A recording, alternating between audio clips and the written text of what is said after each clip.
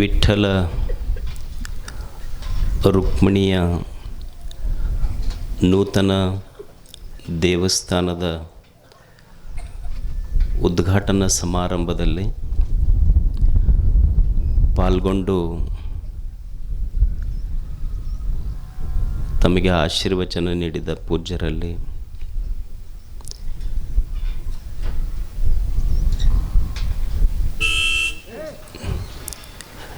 ನಿಮ್ಮ ಊರಿನ ರೋಡ್ ರಸ್ತೆ ನೋಡಿದ್ರೆ ಬರಬಾರ್ದು. ನಿಮ್ಮ ಊರಿಗೆ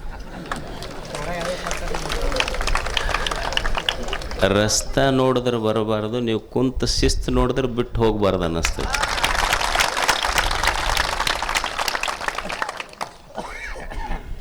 ಗುರುಗಳು ಹೇಳಿದ್ರಲ್ಲ ಭೀಮಾ ತೀರದ ಬಗ್ಗೆ,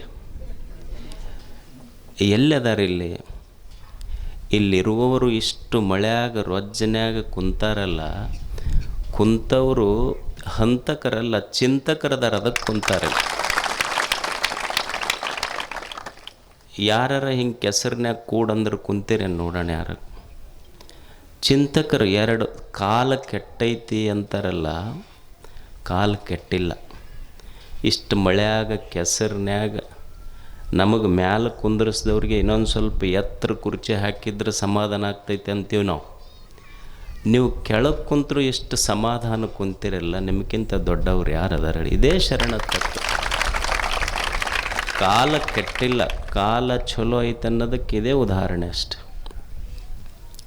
ಮತ್ತು ಇಲ್ಲಿ ಚಿಂತನೆ ಮಾಡುತ್ತಿರುವ ತಮಗೆಲ್ಲರಿಗೂ ಶರಣಾರ್ಥಿಗಳು. ಈ ಇಡೀ ಭಾರತೀಯ ತತ್ವಮೀಮಾಂಸೆ, ತತ್ವಜ್ಞಾನ, ಅಧ್ಯಾತ್ಮ ಅಂತ ನಾವೇನು ಕರಿತೇವೆ, ಭಾಳ ಜನ ಉಪನಿಷತ್ತುಗಳು ಬರೆದ್ರು, ಗೀತೆ ಬರೆದ್ರು, ವಚನಗಳು ಬರೆದ್ರು, ಅಭಂಗಗಳು ಬರೆದ್ರು. ಇಷ್ಟು ಬರೆದಾರಲ್ಲ, ನಾವು ಹಳ್ಳಿ ಜನ ಅಷ್ಟು ಓದಿ ಮುಗಿಸೋಕೆ ಏನರ ಸಾಧ್ಯ ಐತೆ ನಮಗೆ? ಅದು ಅಷ್ಟು ತಿಳ್ಕೊಳ್ಳೋಕ್ಕೆ ನಮಗೆ ಆಯುಷ್ಯ ಭಾಳ ಸಣ್ಣದು. ಮತ್ತು ನೀವು ಅನ್ಬೋದು, ಇಷ್ಟು ಪುಸ್ತಕ ಬರೆದಾರಲ್ರಿ, ಎಷ್ಟು ವಚನಗಳಷ್ಟಂತಾರ, ಪುರಾಣ ಇಷ್ಟಂತಾರ, ಗೀತೆಯ ಶ್ಲೋಕಗಳಿಷ್ಟಂತ ಏನಾರ ಹೇಳ್ಯಾರ ಅವರು. ಇಡೀ ಭಾರತೀಯ ಸಂತರು, ದಾರ್ಶನಿಕರು ಇಷ್ಟೆಲ್ಲ ಶ್ಲೋಕ, ವಚನ, ಗೀತೆ, ಅಭಂಗ ಏನೇ ಇರಲಿ, ಅವರು ಮಾತಾಡಿದ್ದು ಮೂರ ವಿಷಯದ ಬಗ್ಗೆ. ಅವು ಎಷ್ಟರ ವಚನಗಳಿರಲಿ, ಎಷ್ಟರ ಅಭಂಗಗಳಿರಲಿ, ಎಷ್ಟರ ಶ್ಲೋಕಗಳಿರಲಿ, ಅವರು ಮಾತಾಡಿದ್ದು ಮೂರು ವಿಷಯ. ಒಂದು ದೇವ, ಇನ್ನೊಂದು ಜೀವ, ಇನ್ನೊಂದು ಜಗತ್ತು. ದೇವ, ಜೀವ, ಜಗತ್ತು, ಈ ಮೂರು ವಿಷಯ ಬಿಟ್ಟರೆ ಮತ್ತೇನೂ ಇಲ್ಲ. ಇಲ್ಲಿ ಒಂದು ಜಗತ್ತಿನ ಬಗ್ಗೆ ಹೇಳ್ಯಾರ. ಕೆಲವರು ಇದು ಜಗತ್ತು ಸತ್ಯ ಅಂದರು, ಕೆಲವರು ಇದು ಸುಳ್ಳು ಅಂದರು, ಕೆಲವರು ಅಜ್ಞಾನದೊಳಗೆ ಖರೆ, ಜ್ಞಾನ ಆದಮೇಲೆ ಸುಳ್ಳು ಅಂದರು. ಕೆಲವು ಮಂದಿ ಇದು ಖರೆ ಅಂತಲೂ ಹೇಳೋಕ್ಕಾಗಲ್ಲ, ಖರೆ ಅಂತಿನೇ ಇನ್ನೊಂದು ಸ್ವಲ್ಪ ದಿವ್ಸಕ್ಕೆ ಇರುವುದಿಲ್ಲ, ಸುಳ್ಳಂತಿನೇ ಈ ಕಣ್ಣಿಗೆ ಕಾಣ್ತೈತಿ, ಅದಕ್ಕಿದು ವಚನದಿಂದ ನಿರ್ವಚನೆ ಮಾಡಲಿಕ್ಕೆ ಬರೋದಿಲ್ಲ, ಇದಕ್ಕೆ ಅನಿರ್ವಚನೀಯ ಅಂತ ಕರೆದು ಬಿಟ್ರೆ ಜಗತ್ತಿಗೆ. ಮತ್ತು ಇಂಥ ಒಂದು ಜಗತ್ತಿಗೆ ಜೀವ ಚೈತನ್ಯವಲ್ಲದಿದ್ದರೂ ಸಹಿತ ಚೈತನ್ಯದಂತೆ ತೋರುವ ಜೀವ ಈ ಅರಿಯದೇ ಇರುವ ಜಗತ್ತಿಗೆ ಬಂದೈತಿ, ಪ್ರಯಾಣ ಮಾಡೈತಿ. ಮತ್ತು ಈ ಜಗತ್ತಿಗೆ ಬರ್ಬೇಕಾದ್ರೆ ನಾವೇನರ ಯಾರ ಗೂಗಲ್ ಅಪ್ಲಿಕೇಶನ್ ಹಾಕಿ ಬಂದಿದ್ವಿ? ನಾವು ಈ ಜಗತ್ತಿಗೆ ಬರಬೇಕಾದ್ರೆ ನಾವೇನು ಗೂಗಲ್ ಅಪ್ಲಿಕೇಶನ್ ಹಾಕಿ ಬಂದಿಲ್ಲ. ಈ ಜಗತ್ತನ್ನು ನಿರ್ಮಿಸಿದವನು ದೇವನು, ಜೀವಿಗಳನ್ನು ನಿರ್ಮಾಣ ಮಾಡಿದವನು ದೇವರು. ಆದರೆ ದೇವನ ಇಚ್ಛೆ ಏನಿತ್ತು? ಒಂದು ಜಗತ್ತನ್ನು ನಿರ್ಮಾಣ ಮಾಡಿದ, ಜೀವಿಗಳನ್ನು ನಿರ್ಮಾಣ ಮಾಡಿದ, ಈ ಜೀವ ಮತ್ತು ಜಗತ್ತನ್ನು ನಿರ್ಮಿಸಿದವನು ದೇವನು. ಇವೆರಡನ್ನು ಸಂಧಿಸಿದಾತ ದೇವನು. ಆ ದೇವನ ಇಚ್ಛೆ ಏನಿತ್ತು ಅಂದ್ರೆ, ಜೀವಿಗಳು ನಾ ಏನು ಜಗತ್ತನ್ನು ನಿರ್ಮಾಣ ಮಾಡಿನೆಲ್ಲ, ಈ ಜಗತ್ತು ಇದೊಂದು ಭೋಗದ ಸಾಮ್ರಾಜ್ಯ. ಇದು ಇಲ್ಲಿ ಬಂದು ಉಂಡು ತಿಂದು ಚಂದ ಸಂತೋಷವಾಗಿ ಬದುಕಬೇಕನ್ನುವುದು ದೇವನ ಇಚ್ಛೆ. ಇದು ಜೀವಿಗಳು ಹೆಂಗೆ ಬದುಕಬೇಕಿಲ್ಲಿ? ಜಗತ್ತು ಕೆಟ್ಟಿರಬಾರದು, ಜೀವಿಗಳು ಸಂತೋಷ ಪಡುವುದನ್ನು ಬಿಟ್ಟಿರಬಾರದು. ಹೆಂಗೆ ಬದುಕಬೇಕಿಲ್ಲಿ ಜಗತ್ತಿನಲ್ಲಿ? ದೇವರು ಏನಂತ ಕಳಿಸ್ಯಾನ, ಯಾತಕ್ಕೆ ಕಳಿಸ್ಯಾನಂದ್ರೆ, ಈಗ ನೀವು ಒಂದು ಪಾತ್ರಗಿತ್ತಿ ಅಂತೀರಿ, ನಾನು ದುಂಬಿ ಅಂತೀರಲ್ಲ, ದುಂಬಿ ಅದು ಹೂವಿನಿಂದ ಹೂವಿಗೆ ಹಾರ್ತೈತಿ. ನೀವು ಹಂಗೆ ಸುಮ್ಮನೆ ಒಂದು ಕ್ಷಣ ಗಮನಿಸ್ರಿ. ಹೂವಿನಿಂದ ಹೂವಿಗೆ ದುಂಬಿ ಹಾರ್ತೈತಲ್ಲ, ಎಷ್ಟು ಹೂವಿನ ಮ್ಯಾಲೆ ಕುಂತು ಮಕರಂದ ಹಿರೈತದ. ಯಾವುದರ ಹೂವು ಕೆಡಿಸಿ ಮಕರಂದ ಹಿರೈತನದು. ಒಂದು ದುಂಬಿ ಹೆಂಗೆ ಹೂವಿನ ಮಕರಂದ ಹಿರೈತಿ ಅಂದ್ರೆ, ಹೂವು ಕೆಟ್ಟಿಲ್ಲ, ಮಕರಂದ ಹೀರುವುದು ಬಿಟ್ಟಿಲ್ಲ. ಹಂಗೆ ಒಬ್ಬ ಜೀವಿ ಈ ಜಗತ್ತಿನಲ್ಲಿ ಹೆಂಗೆ ಬದುಕಬೇಕು ಅಂದ್ರೆ, ಪ್ರಪಂಚ ಕೆಟ್ಟಿರಬಾರದು, ಪರಮಾತ್ಮನನ್ನು ಬಿಟ್ಟಿರಬಾರದು, ಹಾಗೆ ಈ ಜಗತ್ತಿನಲ್ಲಿ ಬದುಕಬೇಕು. ಪ್ರಪಂಚ ಕೆಟ್ಟಿರಬಾರದು, ಪರಮಾತ್ಮನನ್ನು ಬಿಟ್ಟಿರಬಾರದು. ನಾವೆಲ್ಲ ಅಂತೀವಿ, ಏನ್ರಿ ಮನುಷ್ಯನ ಬದುಕಿನ ಉದ್ದೇಶ ಏನು? ಬಹಳ ಮಂದಿ ಕೇಳ್ತಿರ್ತಾರೆ, ಇದು ಬದುಕಿನ ಉದ್ದೇಶ ಏನು? ಬಂದರೆ ಏನು ಮಾಡೋದು ಜಗತ್ತಿನೊಳಗೆ? ಅಲ್ಲ, ಏನು ಮಾಡಲಿಕ್ಕೆ ಸಾಧ್ಯ ಐತೆ ಹೇಳು ಮನುಷ್ಯನಿಂದ? ಏನು ಮನುಷ್ಯ ಹಿಮಾಲಯದ ಬೆಟ್ಟಗಳನ್ನು ನಿರ್ಮಿಸಬಲ್ಲನೆ? ಏನು ಭೀಮಾ ನದಿಯನ್ನು ನಿರ್ಮಿಸಬಲ್ಲನೆ? ಭೂಮಿಯನ್ನು ನಿರ್ಮಿಸಬಲ್ಲನೆ? ಆಕಾಶ ಸೂರ್ಯನನ್ನು ನಿರ್ಮಿಸಬಲ್ಲನೆ? ಏನು ಮಾಡಲಿಕ್ಕೆ ಸಾಧ್ಯ ಐತಿ ಮನುಷ್ಯ? ಬದುಕಿನ ಉದ್ದೇಶ ಏನು ಅಂದ್ರೆ, ಪರ್ಪಸ್ ಆಫ್ ದಿಸ್ ಲೈಫ್, ಬದುಕಿನ ಉದ್ದೇಶ, ನೀ ಇಲ್ಲಿ ಬಂದು ಏನು ನೀರು ತಯಾರು ಮಾಡಬೇಕಾಗಿಲ್ಲ, ಮಣ್ಣು ತಯಾರು ಮಾಡಬೇಕಾಗಿಲ್ಲ, ಬೆಳಕು ತಯಾರು ಮಾಡಬೇಕಾಗಿಲ್ಲ, ಏನೂ ಮಾಡಬೇಕಾಗಿಲ್ಲ. ದೇವರೆಲ್ಲ ಮಾಡಿಟ್ಟಾನಿಲ್ಲ. ನೀ ಬಂದು ಉದ್ದೇಶ ಏನು ಅಂದ್ರೆ, ದೇವ್ರು ಏನು ಮಾಡಿಟ್ಟನಲ್ಲ ಅದನ್ನು ಕೆಡಿಸಲಾರ್ದಂಗೆ ಬದುಕಿ ಹೋಗಿಬಿಡು. ಇದೇ ಜೀವನದ ಉದ್ದೇಶ. ಅವ ಏನು ಮಾಡಿಟ್ಟಾನ ಅದನ್ನು ಕೆಡಿಸಲಾರ್ದಂಗೆ ಬದುಕಷ್ಟೆ. ಇದು ಜೀವನದ ಉದ್ದೇಶ. ಜೀವನ, ಈ ಜಗತ್ತು, ಇದರ ಸಂಬಂಧ, ಇಲ್ಲಿ ಜಗತ್ತಿನಲ್ಲಿ ಬಂದ ಮೇಲೆ ಒಂದು ಸುಂದರವಾದ ಜೀವನವನ್ನು ಕಟ್ಟಿಕೊಂಡು ಜೀವನದ ಯಾತ್ರೆ ಮುಗಿಸಬೇಕಲ್ಲ, ಹೇಗೆ ಬದುಕಬೇಕನ್ನೋದೇ ಚಿಂತನೆ. ಶರಣರು ಬಹಳಷ್ಟು ಚಿಂತನೆಯನ್ನು ಮಾಡಿದ್ರೆ ಇದರ ಬಗ್ಗೆ, ಹೇಗೆ ಈ ಜಗತ್ತಿನಲ್ಲಿ ಬದುಕುವುದು, ಏನಿದ್ರೂ ಒಂದು ಸುಂದರವಾದ ಜೀವನ ನಮ್ಮದು ನಿರ್ಮಾಣ ಆಗ್ತದೆ. ಇದರ ಮೇಲೆ ಶರಣರು ಬಹಳ ಚಿಂತನೆ ಮಾಡಿದ್ರು. ಒಬ್ಬ ಹೆಣ್ಮಗಳು 12ನೇ ಶತಮಾನದಲ್ಲಿ ಮುಕ್ತಾಯಕ್ಕ ಅಂತ ಹೆಸರು. ಆಕೆ ಹೆಸರು ಅಷ್ಟು ಚಂದ, ಮುಕ್ತಾಯಕ್ಕ. ಆಕೆ ಈ ಭೂಮಿಯ ಮೇಲೆ ಮನುಷ್ಯ ಒಂದು ಸುಂದರ ಜೀವನ ಕಟ್ಕೋಬೇಕಾದ್ರೆ ಏನಿರಬೇಕು ಅಂತ ಹೇಳ್ತಾಳಕ್ಕೆ. 3 ವಿಷಯಗಳನ್ನು ಮನುಷ್ಯ ತಿಳ್ಕೊಂಡಿರಬೇಕು. ಮನುಷ್ಯನಿಗೆ ಏನಿರಬೇಕು? ಒಂದು ಸುಂದರವಾದ ಜೀವನ ಈ ಭೂಮಿ ಮೇಲೆ ನಮ್ಮದು ಇರಬೇಕಾದ್ರೆ ಆನಂದ ಇರಬೇಕು ಮನುಷ್ಯ. ಮೊದಲನೇದ್ದು ಆನಂದ, 2ನೇದ್ದು ಐಶ್ವರ್ಯ, 3ನೇದ್ದು ಅರಿವು. ಆನಂದ ಇರಬೇಕು ಮೊದಲ. ಜೀವನ ನಮ್ಮದು ಸುಂದರ ಆಗಬೇಕಾಗಿತ್ತಂದ್ರೆ ಆನಂದವಾಗಿರ್ಬೇಕು ನಾವು ಮೊದಲು. ಆನಂದ ಬಿಟ್ಟರೆ ಏನಿದೆ ಜಗತ್ತಿನೊಳಗೆ ಹೇಳಿ? ನಾವೆಲ್ಲ ಮಕ್ಕಳಿಗೆ ದೊಡ್ಡ ದೊಡ್ಡ ಬಿಸ್ನೆಸ್ ಸ್ಕೂಲಿಗೆ ಕಳಿಸ್ತೀವಿ.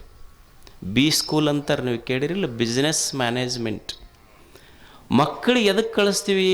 ಡಾಕ್ಟರ್ ಮಾಡೀವಿ, ಇಂಜಿನಿಯರ್ ಮಾಡೀವಿ. ಎದಕ್ಕೆ ಮಾಡೀವಿ ಅಂದ್ರೆ ಒಟ್ಟ ರೊಕ್ಕ ಗಳಿಸ್ಬೇಕು. ಒಬ್ಬ ತತ್ವಜ್ಞಾನಿ ಒಂದು ಚಲೋ ಮಾತು ಹೇಳ್ತಾನೆ, don't teach your children to be rich, teach your children to be healthy and happy. ನಿನ್ನ ಮಕ್ಕಳಿಗೆ ಸಂಪತ್ತು ಹೆಂಗೆ ಗಳಿಸ್ಬೇಕಂತ ಕಲಿಸಬೇಡ, ಮೊದಲು ಅವರು ಸಂತೋಷವಾಗಿ ಹೆಂಗಿರ್ಬೇಕು ಅನ್ನೋದು ಮೊದಲು ಕಲಿಸ್ಲಿ. ನೀನು ಭಾಳ ಸಂಪತ್ತು ಗಳಿಸಿದಿ ಖರೆ, ಯಾಕ್ರಿ ನಾವು ಸಂಪತ್ತು ಗಳಿಸ್ಬೇಕು ಅಂತ ಮೊದಲಿಂದ ನಮ್ಮ ಹಿರಿಯರು ಅದನ್ನು ಮಾಡ್ಕೊತ ಬಂದಾರ, ನಾವು ಅದನ್ನು ಹೇಳಕತ್ತೀವಿ ಅಂದ್ರೆ, ಮಕ್ಕಳಿಗೆ ಸಂಪತ್ತಿಗಿಂತ ಸಂತೋಷ ಯಾಕೆ ಮುಖ್ಯ ಅಂದ್ರೆ, ನಾಳೆ ನೀನು ಸಾವಿನ ಹಾಸಿಗೆ ಮೇಲೆ ಮಕ್ಕೊಂಡಾಗ ಸಾವಿನ ಹಾಸಿಗೆ ಮೇಲೆ ನೀ ಮಕ್ಕೊಂಡಾಗ ನಿನ್ನ ಮಗ ನಿನಗೆ ಮಾತಾಡ್ಸಕ್ಕೆ ಡಾಕ್ಟ್ರಿಗೆ ಕರ್ಕೊಂಡು ಬರಬೇಕೆ ಹೊರತು ವಕೀಲರಿಗೆ ಕರ್ಕೊಂಡು ಬರಂಗೆ ಆಗಬಾರ್ದು. ಅದಕ್ಕೆ ನೀನು ಸಂಪತ್ತಿಗಿಂತ ಸಂತೋಷ ಮೊದಲ ಮುಖ್ಯ ಜೀವನದಲ್ಲಿ.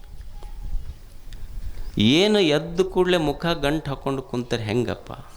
ಮತ್ತು ಸಂತರು ಅಂತ ಯಾರಿಗೆ ಕರಿಬೇಕು? ಈ ಸಿದ್ದೇಶ್ವರ ಅಪ್ಪಗಳಿದ್ರು, ಅವ್ರ ಹತ್ರ ಏನು ಸಂಪತ್ತಿತ್ತೇನು? ಬರೀ ಕಿಶಾ ಸಹಿತ ಇರಲಿಲ್ಲ, ಬಕ್ಕಣಿರಲಿಲ್ಲ ಅವ್ರ ಹತ್ರ. ಮತ್ತು ಅವ್ರಿಗೆ ಎಷ್ಟು ದೊಡ್ಡ ಸಂತರು, ಶತಮಾನದ ಸಂತರು ಅಂತ ಕರೆದ್ರಲ್ಲಿ ಏನಿತ್ತಂತ ಸಂತರು ಅಂತ ಕರೆದ್ರು. ಯಾರಿಗೆ ಸಂತರು ಅನ್ನಬೇಕಂದ್ರೆ ಎಲ್ಲೋ ಹಿಮಾಲಯದಲ್ಲಿ ಕುಂತವ್ರಲ್ಲ, ಊಟ ಬಿಟ್ಟವರಲ್ಲ. ಸಂತರು ಅಂತ ಯಾರಿಗೆ ಅನ್ಬೇಕಂದ್ರೆ ಯಾರು ಸದಾ ಸಂತೋಷವಾಗಿದಾರ ಅವರೇ ಸಂತರಷ್ಟೆ.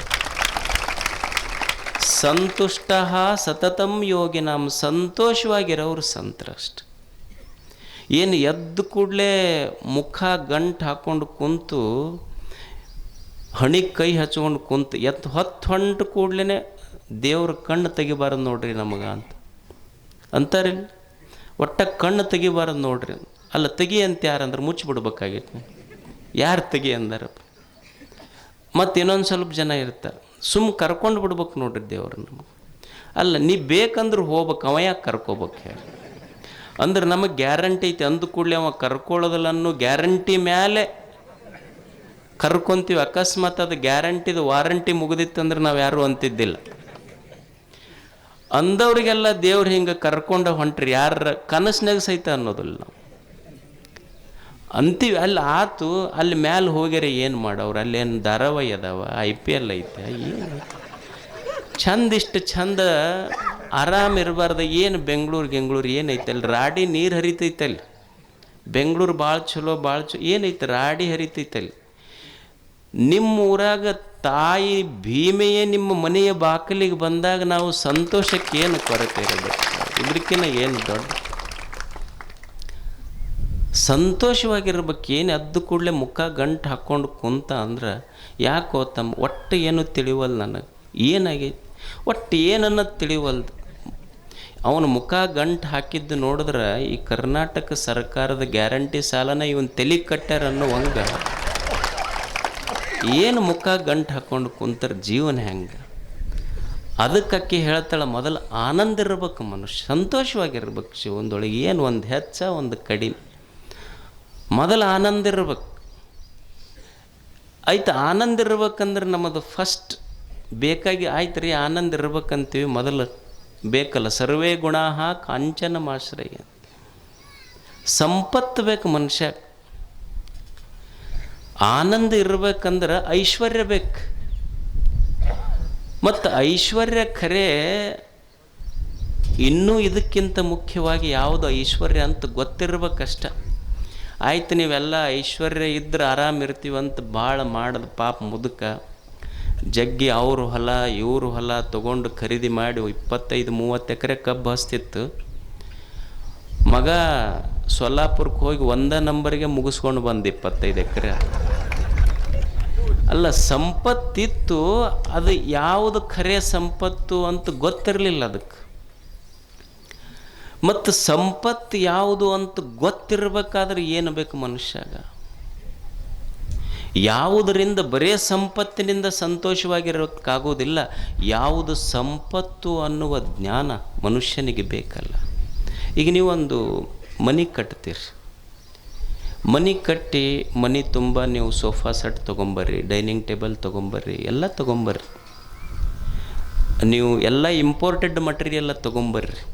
ಬೇಕಂದ್ರೆ ಅಮೇರಿಕದ್ದು ಡೈನಿಂಗ್ ಟೇಬಲ್ ತೊಗೊಂಬರ್ರಿ, ಮತ್ತು ಚಲೋ ಇಟ್ಯಾಲಿಯನ್ ಮಾರ್ಬಲ್ ಹಾಕ್ರಿ, ಜರ್ಮನಿದೆಲ್ಲ ನಳ ಗಿಳ ತೊಗೊಂಬರ್ರಿ, ಎಲ್ಲ ತೊಗೊಂಬರ್ರಿ, ಏನು ತೊಂದರೆ ಇಲ್ಲ. ಜರ್ಮನಿ ನಳ ಹಾಕ್ರಿ, ಚೈನಾದ ಟೈಲ್ ಹಾಕ್ರಿ, ಇಟಲಿ ಮಾರ್ಬಲ್ ಹಾಕ್ರಿ, ಅಮೇರಿಕಾದ ಡೈನಿಂಗ್ ಟೇಬಲ್ ಹಾಕ್ರಿ. ಖರೆ ಮತ್ತು ಅಮೇರಿಕಾದ ಡೈನಿಂಗ್ ಟೇಬಲ್ ಹಾಕಿದ್ರೂ ಆ ಅಮೇರಿಕದ ಡೈನಿಂಗ್ ಟೇಬಲ್ ಮೇಲಿಡು ರೊಟ್ಟಿ ಪುಂಡಿ ಪಲ್ಯ ಉಮ್ರಾಜದ್ದಲ್ಲ, ಅದು ಬೇರೆದಾಗಕ್ಕೆ ಸಾಧ್ಯ. ಇಷ್ಟೆಲ್ಲ ಸಾಮಾನು ತೊಗೊಂಬರ್ರಿ. ನೀವು ಸಾಮಾನು ತೊಗೊಂಡು ಬಂದು ಮನ್ಯಾಗಿಟ್ಟರು ಸಹಿತ ಮನೆ ತುಂಬಿಲ್ಲ. ಇನ್ನೂ ಖಾಲಿ ಖಾಲಿ ಖಾಲಿ ಐತಿ. ಅಲ್ಲೆಲ್ಲೆಲ್ಲೆಲ್ಲೆಲ್ಲಿ ಸ್ಪೇಸ್ ಐತಿ. ಇನ್ನು ಸಾಮಾನ್ಯಟ್ರ ಮನೆ ತುಂಬಿಲ್ಲ. ನೀ 50 ಲಕ್ಷ ರೂಪಾಯಿ ಮನೆ ಕಟ್ಟಿಸಿ 25-30 ಲಕ್ಷ ರೂಪಾಯಿ ಸೋಫಾ ಸೆಟ್ ಸಾಮಾನು ತಂದಿಟ್ಟು ಅಷ್ಟಿಟ್ಟರು ಮನೆ ತುಂಬಿಲ್ಲ. ಏನೂ ಮಾಡಬೇಕಾಗಿಲ್ಲ ಮನೆ ತುಂಬಬೇಕಾದ್ರೆ ಸುಮ್ಮನೆ ₹1 ಕೊಟ್ಟು ತಂದು ಮಣ್ಣಿನ ಪಣತಿ ದೀಪ ಹಚ್ಚು, ಬೆಳಕು ಮನೆ ತುಂಬತೈತಿ. ಸಾಮಾನು ಮನೆ ತುಂಬಿಲ್ಲ, ಬೆಳಕು ಮನೆ ತುಂಬತೈತಿ. ಹಂಗೆ ಬದುಕು ತುಂಬಬೇಕಾದ್ರೆ ಒಳಗೆ ಅರಿವಿನ ಬೆಳಕಿರಬೇಕಷ್ಟೇ. ಜ್ಞಾನದ ಬೆಳಕಿನಿಂದ ಬದುಕು ತುಂಬುತ್ತದೆ. ಅದಕ್ಕೆ ಮುಕ್ತಾಯಕ್ಕೆ ಹೇಳ್ತಾಳೆ, ಆನಂದ ಬೇಕು. ಒಂದು ಬದುಕು ಸುಂದರವಾಗಿರಬೇಕಾದ್ರೆ ಆನಂದ ಇರಬೇಕು, ಐಶ್ವರ್ಯ ಇರಬೇಕು, ಅರಿವಿರಬೇಕು, ಜ್ಞಾನ ಇರಬೇಕಂತಾಳಕ್ಕೆ. ಜ್ಞಾನ ಇಲ್ಲದಕ್ಕೆ ಬದುಕು ಕೆಟ್ಟೈತೆ ನಮಗೆ. ನೀವು ಒಂದು ತಿಪ್ಪೆ ಐತಿ, ನೀವು ತಿಪ್ಪ್ಯಾಗ ಹೋಗ್ರಿ, ಒಂದು ಕೋಳಿ ಇರ್ತೈತಿ. ಕೋಳಿ 20x20 ತಿಪ್ಪಿ ಪೂರ ಕೆಬರ್ತೈತೆ. ಅದು ನೀವು ತುಂಬ ಕಸ ಹಾಕಿರಿ, ನಿಮ್ಮ ಮನ್ಯಾಗಿಂದ ಒಂದು ತೊಲಿ ಬಂಗಾರ ಒಗೆದು ನೋಡ್ರಿ, ಹಿಂಗೆ ಕಾಲೇ ಚಿಮ್ಮತೈತೆ. ಅದು 20x20 ತಿಪ್ಪಿಯೊಳಗೆ ಪೂರಾ ಕಸ ಇದ್ದರೂ ಕೋಳಿ ಕಸ ಮುಟ್ಟಲಿಲ್ಲ, ಒಂದು ಜೋಳದ ಕಾಳು ಮುಟ್ಟತೆ ಹೊರತು ಕಸ ಮುಟ್ಟಲಿಲ್ಲ. ಆಯ್ಕೆ ಇದು ಬದುಕಿಂತ. ಅದಕ್ಕೆ ಬಂಗಾರ ಬದುಕಿಸೋದಿಲ್ಲ, ಕಾಳ ಜೋಳ ಬದುಕಿಸ್ತೈತಿ ಅನ್ನುವ ಜ್ಞಾನ ಕೋಳಿಗೈತಿ, ನಮಗಿಲ್ಲ. ಅದು ಅಂದ್ರೆ ಬದುಕಿನ ಆಯ್ಕೆ ಜ್ಞಾನ ಏನು ಮಾಡ್ತೈತಿ ಅಂದ್ರೆ ಯಾವುದು ಸರಿ, ಯಾವುದು ತಪ್ಪು, ಯಾವುದು ಒಳ್ಳೆಯದು, ಯಾವುದು ಕೆಟ್ಟದ್ದು, ಯಾವುದು ಹಿತ, ಯಾವುದು ಅಹಿತ, ಯಾವುದು ಆತ್ಮ, ಯಾವುದು ಅನಾತ್ಮ, ಹಿಂಗೆ ಬಿಡಿಸಿ ತೋರಿಸ್ತೈತಿ ನಿಮಗೆ. ಜ್ಞಾನ ಅರಿವು ಏನು ಮಾಡ್ತೈತಿ ಅಂದ್ರೆ ಯಾವುದು ಒಳ್ಳೆಯದು, ಯಾವುದು ಕೆಟ್ಟದ್ದು ಬಿಡಿಸಿ ತೋರಿಸ್ತೈತಿ. ನಮ್ಮ ಬದುಕು ಎದಕ್ಕೆ ಕೆಟ್ಟೈತಿ ಅಂದ್ರೆ ನಮಗೆ ಸರಿ ತಪ್ಪುಗಳ ಜ್ಞಾನ ಇಲ್ಲ. ಒಳ್ಳೆಯದು ಕೆಟ್ಟದ್ದು ಯಾವುದಂತ ಗೊತ್ತಿಲ್ಲ, ಅದಕ್ಕೆ ಬದುಕು ಕೆಟ್ಟೈತೆ ನಮ್ಮದು. ಈಗ ನೀವು ಯಾಕೆ ಜ್ಞಾನ ಬೇಕು ಅಂದರೆ, ಈಗ ನೀವು ಏನೋ ಆಗಿರ್ತೈತಿ, ಒಂದು ತಲೆಗೋ ಕೈಗೋ ಕಾಲಿಗೋ ಹೋಗಿ ಒಂದು ಎಕ್ಸ್ರೇ ಮಾಡಿಸ್ತೀರಿ, MRI ಸ್ಕ್ಯಾನ್ ಮಾಡಿಸ್ತೀರಿ. ಆ ಸ್ಕ್ಯಾನ್ ಏನು ಮಾಡ್ತೈತಿ ಅಂದ್ರೆ ಏನೂ ಮಾಡೋದಿಲ್ಲ, ದೋಷ ಎಲ್ಲಿ ಐತಿ ಅಂತ ಗೊತ್ತು ಮಾಡಿಸ್ತೈತಿ. ಹಂಗೆ ಅರಿವು ಜ್ಞಾನ ಇದು ಏನು ಮಾಡ್ತೈತಿ ಅಂದ್ರೆ ಸ್ಕ್ಯಾನ್ ಮಾಡ್ತೈತಿ, ನಾವೆಲ್ಲಿ ತಪ್ಪು ಮಾಡಾಕತ್ತೀವಿ ಅನ್ನುವ ದೋಷ ತೋರಿಸಿಕೊಡ್ತೈತಿ. ಇಟ್ ಈಸ್ ಸ್ಕ್ಯಾನ್ ಸೆಂಟರ್, ಒಂಥರ ಸ್ಕ್ಯಾನ್ ಮಾಡ್ತೈತಿ. ಅದಕ್ಕೆ ಜ್ಞಾನ ಅರಿವು, ಇದರ ಅರ್ಥ ಯಾವುದು ಸರಿ ತಪ್ಪು ಇವುಗಳ ವಿವೇಕ ಗೊತ್ತಿರಬೇಕು ಮನುಷ್ಯಾಗ. ಒಳ್ಳೆಯದು ಕೆಟ್ಟದ್ದು ಹಿತ ಅಹಿತ ಇದರ ವಿವೇಕ ಗೊತ್ತಿರಬೇಕು ಮನುಷ್ಯಾಗ. ಬದುಕಿನಲ್ಲಿ ದುಃಖ ಆಗಿದ್ದು ಇದು ಗೊತ್ತಿಲ್ಲಾರ್ದಕ್ಕಷ್ಟೆ. ನೀವು ಹೆಂಗೆ ಹೇಳ್ತೀರಿ ನೀವು ಗೊತ್ತಿಲ್ಲಂತ? ನಮಗೆ ಎಲ್ಲ ವ್ಯವಹಾರ ಮಾಡ್ತೀವಲ್ಲ ನಾವು, ನಮಗೇನು ಅಷ್ಟು ಗೊತ್ತಿಲ್ಲ ಸರಿ ಯಾವುದು ತಪ್ಪು ಯಾವುದು ಅಂತ ಗೊತ್ತಿಲ್ಲ ನಮಗೆ. ಈಗ ನಿಮಗೊಂದು ಪ್ರಾಕ್ಟಿಕಲ್ ಉದಾಹರಣೆ ತೊಗೊಳ್ರಿ. ಈಗ ಒಂದು ಟೇಬಲ್ ಇಡ್ರಿ, ನೀವು ಒಂದು ಕುರ್ಚಿ ಇಡ್ರಿ, ಇಟ್ಟು ಒಂದು ಲೋಟದಾಗ ಹಾಲು ಇಡ್ರಿ, ಮತ್ತದ ಒಂದು ಮಗ್ಲು ಇನ್ನೊಂದು ಲೋಟದಾಗ ಅಲ್ಕೋ ಹಾಲು ಇಡ್ರಿ. ಅಲ್ಕೋ ಹಾಲು ಅಂದ್ರೆ ಗೊತ್ತಾಕೈತಿಲ್ಲ, ಭಾಳ ಸಾತ್ವಿಕ ಜನ ಗೊತ್ತಾಗೋದಿಲ್ಲ. ಅಲ್ಕೋ ಹಾಲು ಅಂದ್ರೆ ಸರಾಯ್. ಒಂದು ಲೋಟದಾಗ ಹಾಲು ಇಡ್ರಿ, ಒಂದು ಲೋಟದಾಗ ಅಲ್ಕೋ ಹಾಲು ಇಡ್ರಿ. ನೀವು ಕುರ್ಚಿ ಹಾಕಿ ಒಂದು ಹುಡುಗನ ಕೂಡಿಸ್ರಿ. ನೀವು ಹುಡುಗನ ಕೈ ಎಲ್ಲಿ ಹೋಗುತ್ತೆ ಹೇಳ್ರಿ? ಹಾಲಿನ ಕಡೆ ಹೋಗುತ್ತೆ. ಆಯ್ತಾ, ಹುಡುಗನ ನೆಬ್ಬಸ್ರಿ, ಮತ್ತು ಹಾಲು ಅಲ್ಕೋ ಹಾಲಿಟ್ಟು ಕುರ್ಚಿ ಹಾಕಿ ಅವ್ರ ಅಪ್ಪನ ಕೂಡಿಸ್ರಿ. ಹಾಲಿನ ಕಡೆ ಕೈ ಹೋತ ಅವ್ರ ಅಪ್ಪಂದಂದ್ರೆ ಅವ್ರ ಮನೆ ದೇವರಾಣಿ ಅದು. ಅವನ ಕೈ ಹೋಗೋದು ಅಲ್ಕೋ ಹಾಲಿನ ಕಡೆನೇ. ಅದಕ್ಕೆ ಆ ಹುಡುಗಂತಾನೆ, ಯಪ್ಪ ನಿನಗೆ ಹಾಲು ಕುಡಿದ್ರೆ ಏನಾಗ್ತೈತಿ, ಅಲ್ಕೋ ಹಾಲು ಕುಡಿದ್ರೆ ಏನಾಗ್ತೈತಿ ಅಂತ ನಿನಗೆ ಗೊತ್ತಿಲ್ಲ, ನನಗೆ ಗೊತ್ತೈತಿ. ಅದಕ್ಕೆ ಹಾಲು ಕುಡ್ಕೊಂತಿದ್ದಕ್ಕೆ ನಾವು ಹೋಗಿ ದಿವಸ ತಾಯಿ ತೊಡಿ ಮೇಲೆ ಮುಕ್ಕೊತೀನಿ. ನಿನಗೆ ಗೊತ್ತಿರಲಾರ್ದಕ್ಕೆ ನಾಯಿ ತೊಡಿ ಮೇಲೆ ಮುಕ್ಕೊಂಡು ಮನೆಗೆ ಬರ್ತೀನಿ. ವ್ಯತ್ಯಾಸ ಗೊತ್ತಿಲ್ಲ ನಮಗೆ. ಜ್ಞಾನನ ಹೇಳೋದು ಯಾವುದು ಸರಿ ಯಾವುದು ತಪ್ಪ, ಯಾವುದು ಕುಡಿಬೇಕು ಯಾವುದು ಕುಡಿಬಾರ್ದು, ಹಾಲು ಕುಡಿದ್ರೆ ಏನಾಗ್ತೈತಿ, ಅಲ್ಕೋ ಹಾಲು ಕುಡಿದ್ರೆ ಏನಾಗ್ತೈತಿ ಗೊತ್ತಿಲ್ಲ ನಮಗಷ್ಟು. ಅವ ಹೇಳ್ತಿದ್ದು ನನ್ನ ಗಂಡ ಮನ್ಯಾಗ, ಏನು ಒಂದೇ ಟೈಪ್ ರುಚಿ ಐತಿ ನೀ ಮಾಡಿದ್ದು ನನಗೆ ಇಷ್ಟ ಆಗೋದಿಲ್ಲ ಅಂತ ಹಿಂಗೆ ಬೀಸ್ ಹೋಗೋದು. ಒಂದು ದಿವಸ ಪಾಪ ಎಲ್ಲ ರೊಟ್ಟಿ ಪಲ್ಯ ಎಲ್ಲ ಮಾಡಿ ನಿಂತಿತ್ತು.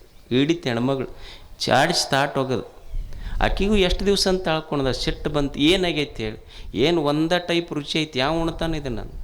ಅವಾಗ ಅಕ್ಕಿ ಬಳಿ ಏರಿಸಿ ಕಪ್ಪಾಳಕ್ಕೆ ಬಿಟ್ಟು ಲೇಟು ಅಂತ. ಅಲ್ಲ, ದಿವಸ ಹೋಗಿ ಕಂಠ ಮಟ್ಟ ಕುಡ್ದು ಬರ್ತಿ, 20 ವರ್ಷ ಆತು ಕುಡಿಯಾಕತ್ತು, ಒಂದೇ ರುಚಿ ಐತಿ ಅಂತ ಒಮ್ಮೆ ಬಾಟ್ಲಿ ಒಗೆದು ಮನೆಗೆ ಬಂದು ಏನು ದಿವಸ ಕುಡಿದು ಬರ್ತಿ, ಈ ಉಂಡ್ರಿ ಏನೈತಿ ನನಗೆ. ಗೊತ್ತಿಲ್ಲ ಮನುಷ್ಯಾಗ ಸ್ವಲ್ಪ ಹಿತ ಅಹಿತ ಯಾವುದು ಅನ್ನೋದು. ಅದಕ್ಕೆ ಮುಕ್ತಾಯಕ್ಕ ಹೇಳ್ತಾಳ, ಮನುಷ್ಯನ ಬದುಕು ಸುಂದರವಾಗಬೇಕಾದ್ರೆ ಇವು ಮೂರೂ ಇರಬೇಕು. ಆನಂದ ಇರಬೇಕು, ಐಶ್ವರ್ಯ ಇರಬೇಕು, ಅರಿವು ಜ್ಞಾನ ಇರಬೇಕು. ಮತ್ತು ಇವು ಎಲ್ಲಿ ಸಿಗ್ತಾವ್ರಿ? ಏನರ ಮಾರ್ಕೆಟ್ನಾಗ ಏನರ ಮಾರಾಟಕ್ಕೆ ಇಟ್ಟರೇನು? ಯಾವುದರ ಒಂದು ಬಿಗ್ ಹಿಂಗೆ ನಿಮ್ಮ ಸಾರಿ ಸೆಂಟ್ರ್ ಗಿಂಟ್ರ್ ಅದಾವಲ್ಲ ಬಟ್ಟೆ ಅಂಥವೆಲ್ಲರ ಒಂದು ಮಾಲ್ಗಿಲ್ ಅದಾವೇನು ಇದಕ್ಕೆ? ಅದಕ್ಕೆ ಮುಕ್ತಾಯಕ್ಕ ಒಂದು ಸಣ್ಣ ಸಂಶೋಧನೆ ಎಷ್ಟು ಚಲೋ ಇತ್ತವ್ರು. ಶರಣರ ಸಂಶೋಧನೆ ಎಷ್ಟು ಚಲೋ ಅಂದ್ರೆ, ಜ್ಞಾನ ಎಲ್ಲಿ ಸಿಗ್ತೈತಿ, ಐಶ್ವರ್ಯ ಎಲ್ಲಿ ಸಿಗ್ತೈತಿ, ಆನಂದ ಎಲ್ಲಿ ಸಿಗ್ತೈತಿ ಅನ್ನೋದನ್ನು ಸಣ್ಣ ಸಣ್ಣ ಮಾತುಗಳಲ್ಲಿ ಹೇಳ್ತಾರೆ.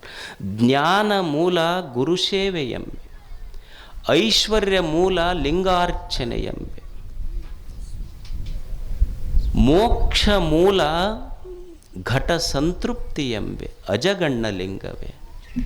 ಏನೂ ಇಲ್ಲ, ಜ್ಞಾನ ಮೂಲ ಗುರುಸೇವೆ ಎಂಬೆ. ಮನುಷ್ಯನಿಗೆ ಜ್ಞಾನ ಬೇಕಾಗಿತ್ತು ಅಂದ್ರೆ ಏನು ಮಾಡೋದು?